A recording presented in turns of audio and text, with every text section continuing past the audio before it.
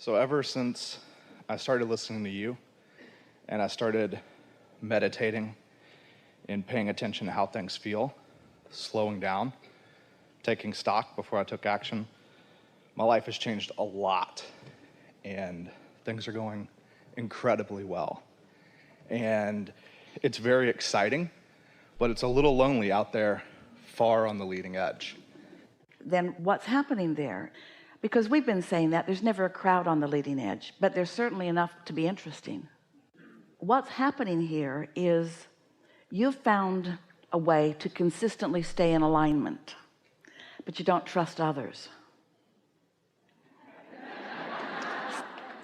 So now that you know that they're not necessary to your alignment, you can let more of them in now that you know you're stable. It's interesting, sometimes a little bit of interaction with someone who hasn't quite got it all figured out can cause some more bounces, some more rockets of desires, some more clarification, some more opportunities to uplift, some more opportunities to be uplifted, some more opportunities for clarification. Esther just really recently came into an awesome awareness that even when she thinks about other people, her expectation of others does affect what comes to them. And now that she's so aware of what she's pointing at, she only wants to point as it relates to herself or any other in ways that are beneficial to those that she's pointing about. You see what we're getting at? Yes. There's a wonderful woman. In fact, she was the first one. Her name is Audrey. And she was the first one to begin gathering people to come to these seminars in this area. She called Jerry and Esther and said, I have a group of about 50 people that would love to see you. Will you bring Abraham to Rye, New York? And Jerry said, if there's a Courtyard Marriott, we will. And she said, there is. And so Jerry said, we will. And so that was the beginning of this gathering many, many years ago. She is a wonderful counselor. She has many credentials behind her name. And one of the things that she often did, there was a process at the time that we were calling scripting, where you just write a scenario the way you want it to be. I do this, and it's worked incredibly well. So Audrey began doing this scripting where she just wrote a story about herself or about someone she cared about or about one of her clients, where she just told the story the way she wanted it to be. And amazing things began to happen in their experiences. So when you hold someone as your object of attention and you think about them and you script about them, law of attraction will bring evidence of your relationship with them to you, and you won't feel lonely. You'll feel integrated. You'll feel influential. You'll feel tied in. You'll feel a part of their upliftment. Because when you are an uplifter, it's so satisfying to be aware of the upliftment that you are emphasizing. Yes? I want to get back to that. I really loved doing that. It felt euphoric to speak these things into being, speak into what my physical body would be like, the homes I would live in, the travels. Yeah. And so many of them have come true. Yes. And I would just start to think bigger and bigger and more exciting, more interesting. Esther's been playing a game where she takes a sheet of paper, draws a line down the middle, and writes satisfying on one side and unsatisfying on the other. And then if something occurs to her, she just draws an arrow whichever way it points. So let's say that we take the conversation that you began with today, and you talk about how clarity has come to you and your application of this has come to you, satisfied.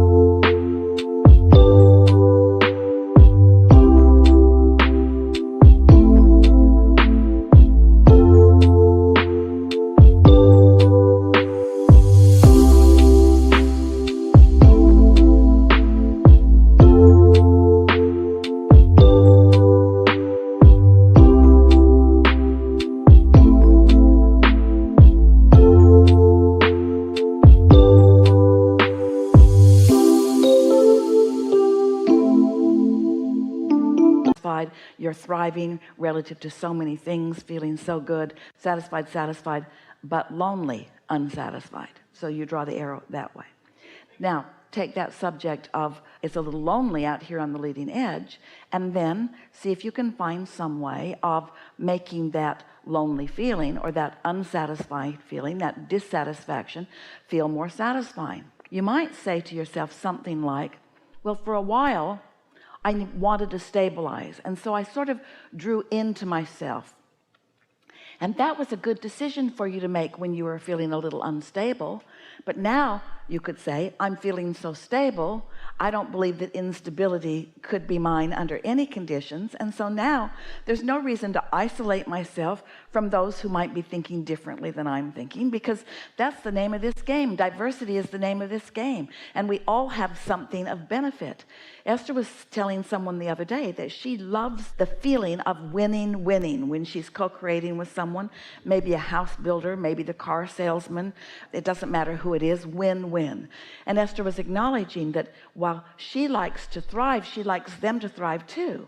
And if in engagement with someone, if they're not winning, then she doesn't win, because their winning is such an important part of her winning. Because when you're an uplifter, you want to always be doing that, and that's sort of what we're talking about, isn't it?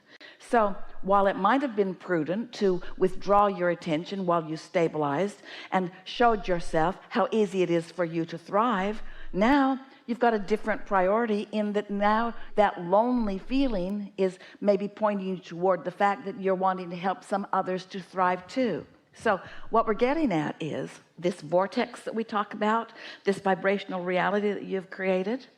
There's all kinds of people that you've put in there, people who you care about, who are in there. You care about them, and so you must find satisfying thoughts about them. And sometimes they don't behave in satisfying ways, which means you've got to find a way to be satisfied anyway. You can't rely on them to behave in satisfying ways. And that's what makes you sort of want to throw some people out of your experience altogether, because you care about them and they misbehave, and then you feel bad and you think you have no control. But you do. You have control. You can be satisfied about them even when they're misbehaving. You can be satisfied because they're still in the early stages. You can be satisfied because they're still in step one. You can be satisfied because they're filling their vortex with all kinds of wonderful things. You can be satisfied because you know how it works. You can be satisfied because you once were there a little bit. You can be satisfied because you found your way out of it. You can be satisfied because they can too. You can be satisfied because they're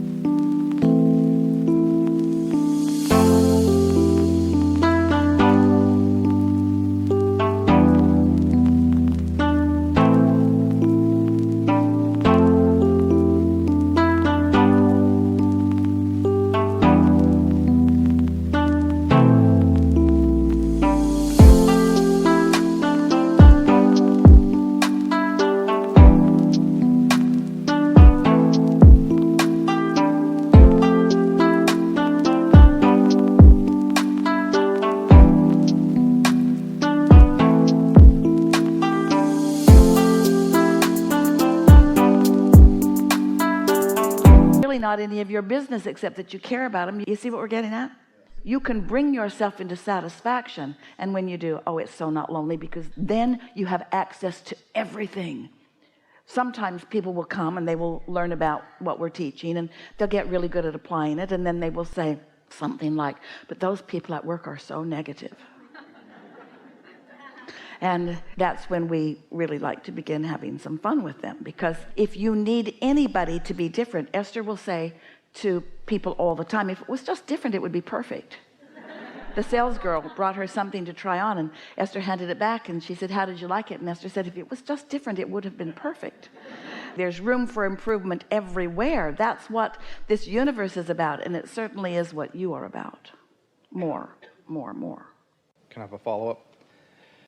So when I'm trying to think about how to spend my time for next week, for example, I could go to Bali, I could go to Tuscany, I could work on a work project in Tennessee, I could meet interesting people in New York City, go to dinner parties and talk about business ideas. There's a lot of choices there. And sometimes I get worried that if I'm spending too much time in New York City at the business meetings and at the cocktail dinners in that mode, that I'll forget about this kind of more peaceful side. And if I go do the peaceful side of Tuscany and Bali, I am in the pool or watching the vineyards or something, and I feel like I'm going to forget about the rest of the world and society and the social things. So I kind of swing backwards and forwards. But here's the thing. As you're evaluating that, it sounded a little human. And it's all right, because there's satisfying factors in all of that. But if you will just remember that you've created a vortex, and your inner being knows your innermost desires. Your inner being knows what you care most about. Your vortex has been pre-prioritized for you.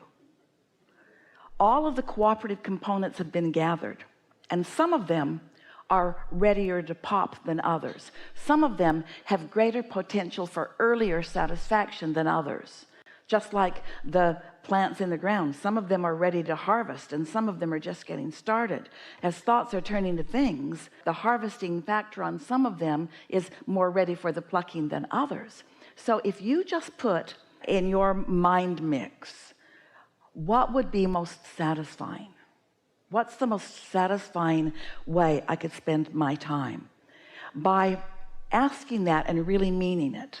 But before you do that, we think you'd be very good at it now, but we want to have a conversation with all of you about something really important, and that is, have you taken the time to identify and isolate and practice what the feeling of satisfaction really is? Do you know what satisfying is? Because it's not just relief. If you've had your tongue hanging out with meetings, and now you think about going to Tuscany and sitting in a winery and just sipping some wine and looking at the sunset, that might feel like relief, but is it satisfaction? Are you following us? So most of you can feel the difference between relief. In other words, we've noticed about all of you for a very long time. You get focused and things really get rolling, and then you get so busy your tongues are hanging out, and then you say, I need to slow down, and then you get bored. So you go from bored to overwhelmed and bored to overwhelmed and bored to overwhelmed, and you rarely stop in any long phase of satisfaction, but you could. So if you take a little bit of time when you find yourself feeling utterly satisfied, to stop and think about, to identify it, and then to isolate it by really acknowledging just how satisfied you feel, and then think about what the cooperative components are that are causing this feeling of immense satisfaction.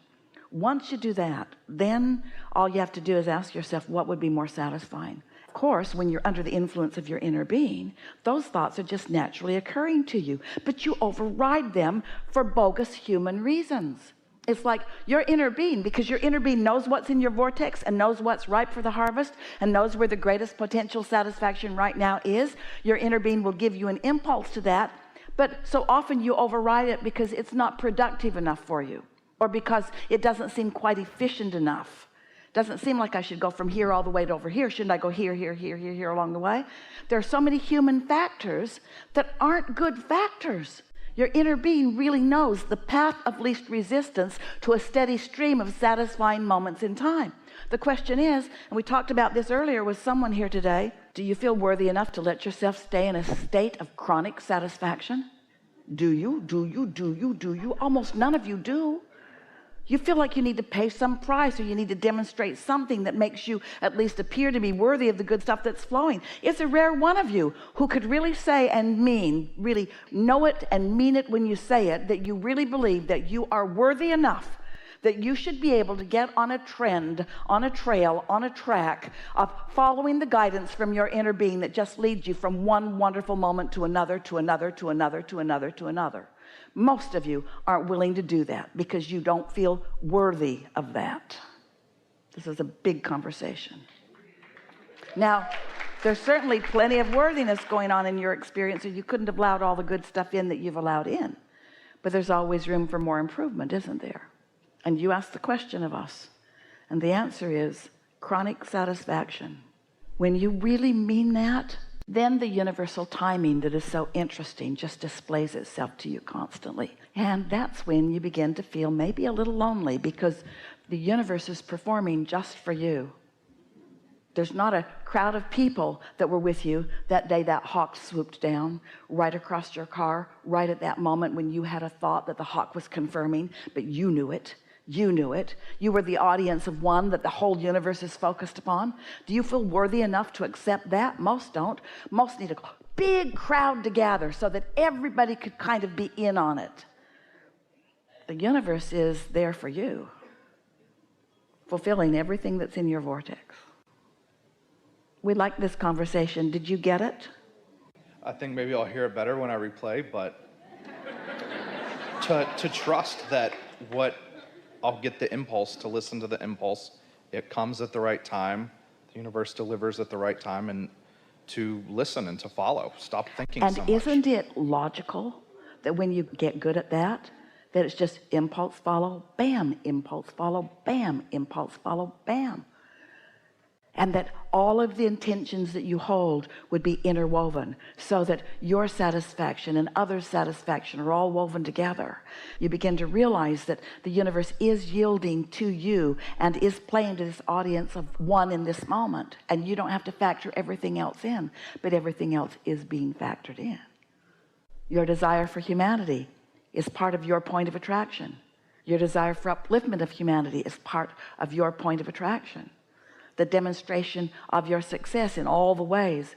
We've said for a long time that the greatest demonstration of success that you could ever offer is your joy, is your satisfaction, you see.